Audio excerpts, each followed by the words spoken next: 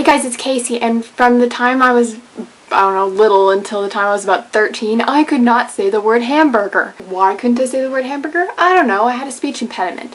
When I was like really little, like pre-K and kindergarten and like first grade, I had a British accent, and they tried to tell my parents that I had a speech impediment, and my parents were like, no, that's your accent, and that's like discrimination because I had a British nanny and a British grandmother, and I sort of grew up learning how to speak English in the very British way, and not a lot of the little kids could understand me because I spoke a little differently.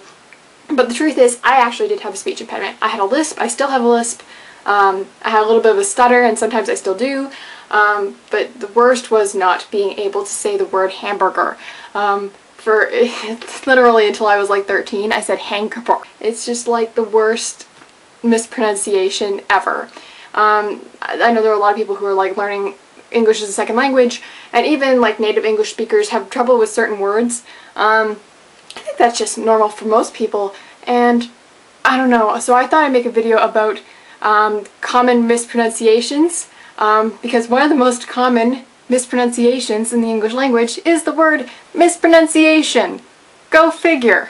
I'm going to try to pronounce everything in this video very clearly because I want the automatic closed captioning to be able to pick up what I'm saying fairly accurately, because sometimes I talk too fast or I mispronounce things and they come up a little weird sometimes in the closed captioning, and you know, they get like 2/3 of what I say, but I want to have it, this one in particular, have 100% of what I'm saying be correct, because, you know, it's kind of important on a video about pronunciation.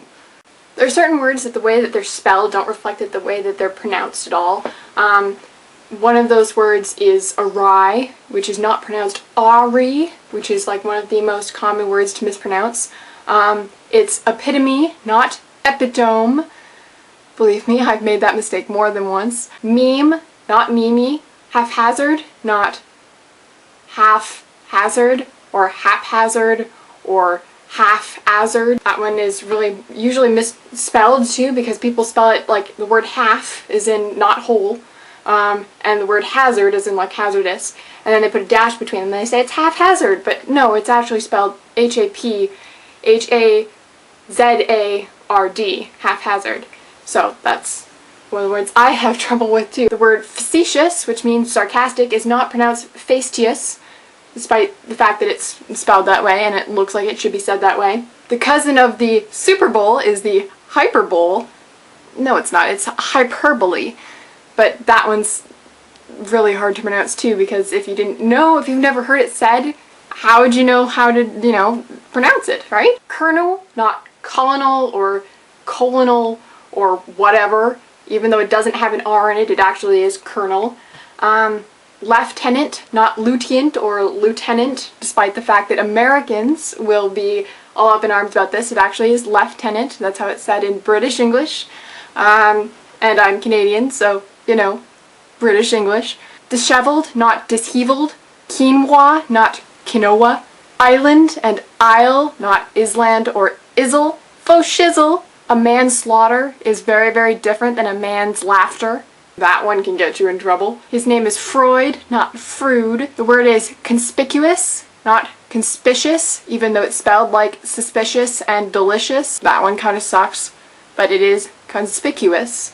You do pronounce the C as a hard C. Regime, not regime or regime. Neanderthal, not Neanderthal. Salmon, not salmon.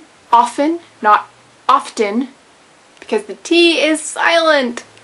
Yay, English! Utmost, not upmost. I hate that one. Don't you hate that one? Facade, not facade. That one's bad. Halcyon days, not Halcyon days or Hulkian days or whatever I said in civics when I embarrassed myself with that one. And last but not least, nuclear, not nuclear. Okay, this last one isn't actually a pronunciation thing, so much as it bothers me when people say it thing. You don't want to decimate your enemies. The word decimate, by definition, means to reduce by 1/10.